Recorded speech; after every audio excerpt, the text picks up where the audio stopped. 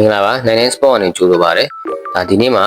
body ဈေးပြင်းတဲ့အခါဒါမှမဟုတ်လို့ရှိရင်body ဈေးကပုံမှန်ပေးရမယ့်ဈေးထက်နည်းနည်းအနည်းငယ်ပုံနေတယ်လို့ထင်ရတဲ့အခါမျိုးမှာbody အပေါ်အောက်ကိုဘယ်လိုရွေးချယ်တင်လဲဆိုတာကိုအခုလက်ရှိကျင်းပနေတဲ့ CWC FIBA Club World Cup ပွဲစဉ်တွေနဲ့ကျွန်တော်ပြပြပေးမှာဖြစ်ပါတယ်ဒီပုံစံကကျွန်တော်အကြမ်းအဖြစ်ပြောမယ်ဆိုရင်တော့အခုလက်ရှိရှင်ပြိုင်မဲ့အသင်းနှစ်သင်းရဲ့ current form ရတွင်းကိုတွေပေးကိုတွေပေါ်အခြေခံပြီးရွေးတဲ့ flow တစ်ခုဖြစ်တယ်ဒီ flow နဲ့ဒီအခုဒီပြန်ပွဲမှာပေါ့နော်တော်တော်လေးဒါအဆင်ပြေနေတာကိုတွေ့ရလို့ကျွန်တော်အနေနဲ့ပြန်လဲမျှဝေပေးတာဖြစ်တယ်ဒီနေရာမှာကျွန်တော်တစ်ခုလောက်ကြိုးရကျင်တာကကျွန်တော်အခုကကမ်မီတာပွဲစဉ်တွေကိုဒါပြန်ပြီးတော့သုံးသက်ပြီးတော့ပြပြပေးသွားမှာဖြစ်တဲ့အတွက်ကမ်မီတာပွဲစဉ်တွေကိုပြန်ကြည့်လို့သုံးမဝင်ဘူးဒါအလုံးမဖြစ်ဘူးလို့ထင်တဲ့ညီကိုတွေအနေနဲ့ကတော့ဒီဗီဒီယိုကြောလို့ရပါတယ်ကျွန်တော်တို့အုပ်စုပွဲစဉ်နေရနေပြီးတော့ပြန်ပြီးတော့ပြောမှဆိုလို့ရှိရင်ဒါ brother တို့အနေနဲ့ရန်ဝေးနေတော့မရှင်းပါဆိုလို့ကျွန်တော် round 60ကနေပြီးတော့စပြီးတော့ကြည့်လိုက်မယ် round 60ရဲ့ပထမနေ့မှာတော့Chelsea ပွဲနဲ့ Chelsea နဲ့ Benfica ပွဲရဲ့ပြီးတော့ကျွန်တော်တို့Palmeiras နဲ့ Botafogo ပွဲရဲ့နှစ်ပွဲရှိတယ်ဒီပွဲစဉ်ရဲ့နှစ်ပွဲမှာတော့draw ကြသွားပြီးတော့အောက်ရဲ့နှစ်သင်းလုံးစားသွားတယ်တကယ်တော့အဲ့နေ့ကChelsea body ကတော့အောင်တင်တယ်လို့ထင်တယ်ဗျာနောက်ဆုံးမိနစ်မှာ Benfica ဘက်ကနေပြီးတော့ penalty ရပြီးတော့draw ကြပြီးတော့ Chelsea အနေနဲ့ပြန်50ရှုံးတယ် Botafogo ပွဲဆိုတော့ဒီလိုပုံစံမျိုးပဲသွားတယ်ဗျာနှစ်ပွဲလုံးကပြောမှဆိုရင်body ရွေးမှဆိုရင်ဘယ်အသင်းရွေးတဲ့လူကတော့အမှန်တယ်ဘယ်အသင်းရွေးတဲ့လူကတော့မှားတယ်ဆိုတာမျိုးကျွန်တော်တို့အရင်ဆုံးဖြတ်လို့မရဘူးအဲ့တော့ကျွန်တော်တို့ round 60ရဲ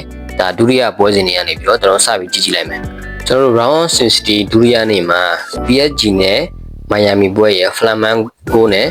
Bayern ပွဲဆိုပြီးနှစ်ပွဲရှိတယ်အဲ့ဒီပွဲမှာဆိုရင်ကျွန်တော်တို့ဈေးတန်းပြင်းတယ်လို့ထင်ရတဲ့ပွဲကPSG ပွဲရှိတယ်ပေါ့နော်ကျွန်တော်အဲ့ဒီပွဲကိုပြောပြပေးမယ်ကျွန်တော်အခုပြပြမှာကလည်းဈေးတန်းပြင်းနေတဲ့အခါဒါမှမဟုတ်လို့ရှိရင်เนาะပုံမှန်ပေးရမယ့်ဈေးထက်နည်းငယ်ပို့ပြီးတော့ပေးရတယ်လို့ထင်ရတဲ့အခါမျိုးမှာရွေးချယ်တဲ့ပုံစံကိုပြပြပေးမှဖြစ်တဲ့အတွက်အဲ့ဒီနေ့ညမှာဆိုလို့ရှိရင်PSG နဲ့ Miami ဘက်က PSG အနေနဲ့ PSG ဘက်ကနေပြီးတော့2.80body ဈေးတန်းမျိုးပေးရတာဖြစ်တော့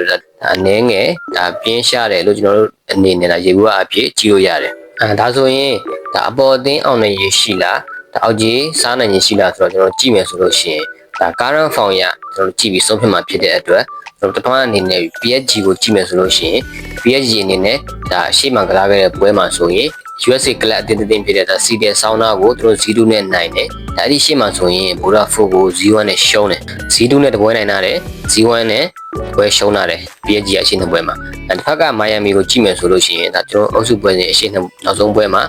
Palmeiras ကို2-2နဲ့တည်ကြတယ်အဲ့ဒီရှေ့မှာ Porto ကို2-1နိုင်တာတယ်မဆိုးဘူးဒါဆိုလို့ရှိရင်ကျွန်တော်တို့body zero နဲ့ပြန်ပြီးတော့ချိန်ထိုးကြည့်မယ်ဆိုလို့ရှိရင် PSG က2 goal တွင်းနေအောင်မှာ80လောက်ဒီနနာလောက်မဲ့ပုံစံမျိုးဖွင့်ပေးထားတယ်သူ့အနေနဲ့အရှိက current form ကိုကြည့်မယ်ဆိုလို့ရှိရင် CDS ဆောင်းတော့ကျွန်တော်တို့ 0နဲ့နိုင်တယ် Botafogo 0နဲ့ရှုံးတယ်ဆိုတော့အခုလက်ရှိဖွင့်ပေးထားတဲ့ဈေးနဲ့ရှင်းမယ်ဆိုလို့ရှိရင်သူ့အနေနဲ့3 goal ပြတ်မှာကြေးပြေစားမှာသူအရှိမှာကသူလုတ်ပြထားတာမရှိဘူး3 goal ပြတ်တစ်ဖက်က Miami ကိုကြည့်မယ်ဆိုရင်လည်း current form အရင်ဆုံးနေတယ်မဟုတ်ဘူးအဲ့လိုအခြေအနေမျိုးမှာဆိုရင်ကျွန်တော်တို့ body အပေါ်ကြီးကိုစဉ်းစားတင်တယ်အပေါ်အသင်းအနေနဲ့အခုလက်ရှိပေးထားတဲ့ဈေးတန်းကိုအောင်ထားတာမျိုးမရှိဘူးPSG ကိုကြည့်မှဆိုလို့ရှိရင်လည်းအရှိမ0နဲ့တပွဲနိုင်တယ်သူတို့မှနိုင်ပွဲ PSG အနေနဲ့အရှိမနိုင်ပွဲရှိထားရင်တော့အခုလက်ရှိပေးထားတဲ့ဈေးတန်းက3 goal ပြတ်မှနိုင်မှာဖြစ်တဲ့အတွက်သူ့အနေနဲ့3 goal ပြတ်ထားတာမရှိဘူးတစ်ဖက်က Miami ကိုကြည့်တော့လေကားတော့အရင်ဆိုးနေတယ်မဟုတ်ဘူးဒီလိုအခြေအနေမျိုးကိုကျွန်တော်အနေနဲ့ဆိုလိုတာဒီလိုပုံစံမျိုးကိုမြင်အောင်ပြောရမယ်ဆိုရင်မင်းညကစားခဲ့တဲ့ဒေါမွန်နဲ့မွန်တာရီပွဲမှာတွေ့နိုင်တယ်လို့အုပ်စုနောက်ဆုံးပွဲစဉ်က Chelsea နဲ့Esperance ပွဲမှာကြည့်ရင်ဆိုရင်ကျွန်တော်တို့သိနိုင်တယ်ဒါကိုညီကိုတို့မြင်အောင်ပြောပြတာဖြစ်တယ်ဈေးမပြော့ဘူးလို့ထင်ရတဲ့ပွဲတွေတော်တော်များများမှာဗရာတို့အနေနဲ့ဒီလေ့လာကြည့်လို့ရတယ်အခုလက်ရှိဒီ FIBA Club World Cup ပြိုင်ပွဲမှာဒီလိုပုံစံပွဲတွေအများကြီးရှိတယ်ဒါပုံစံတစ်မျိုးဈေးကွက်ပြင်းတဲ့အခါဒါမှမဟုတ်လိုအပ်တာထပ်ပို့ပြီးတော့ဈေးတန်းပို့ပေးထားတယ်လို့ထင်ရတဲ့အခါမှာအပေါ်ကြီးကိုစဉ်းစားတဲ့ပုံစံတစ်မျိုးအဲ့လိုမဟုတ်ဘဲနဲ့ကျွန်တော်အောက်ကြီးကိုဘယ်ချိန်မှစဉ်းစားရမလဲဆိုရင်ဂျိုးလေးပဲလေအခုဒီလိုစဉ်းစားတဲ့ပုံစံဆန့်ကျင်ဘက်ကိုကျွန်တော်တို့ပြန်ပြီးစဉ်းစားကြည့်လိုက်အပေါ်သင်းအနေနဲ့လက်ရှိ form ကောင်းနေမယ်အခုပေးထားတဲ့ဈေးတန်းထက်ကို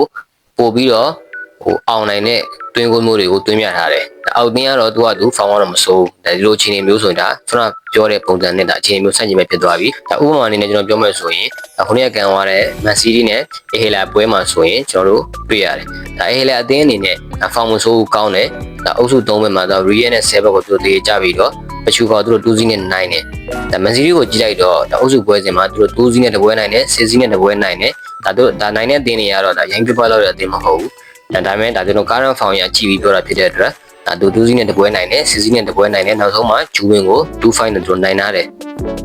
ပြီးတော့အဲ့ဒီပွဲမှာတွဲလေးကိုဖွင့်မိလာတဲ့စီကွက်ကဒါနှလုံးဆိုရင်သူတို့တဝက်လောက်ပြောရှင်းရမယ်နှလုံးဆို80လောက်ပြောရှင်းရမယ်အနေထားမျိုးကိုဖွင့်ပေးလာတယ်သူတို့လက်ရှိတွင်းထားတဲ့လုပ်ပြထားတဲ့ foundation လို့ရှိရင်နောက်ဆုံးမှဂျူဝင်းကိုသူတို့5-2နဲ့နိုင်ထားတယ်3ဂိုးပြတ်တယ်အရှိမ6စီ6ဂိုးပြတ်တယ်အရှိမဆိုရင်2စီနှလုံး2ဂိုးပြတ်တယ်3ဂိုးလုံးကြည့်လိုက်သူတို့အနေနဲ့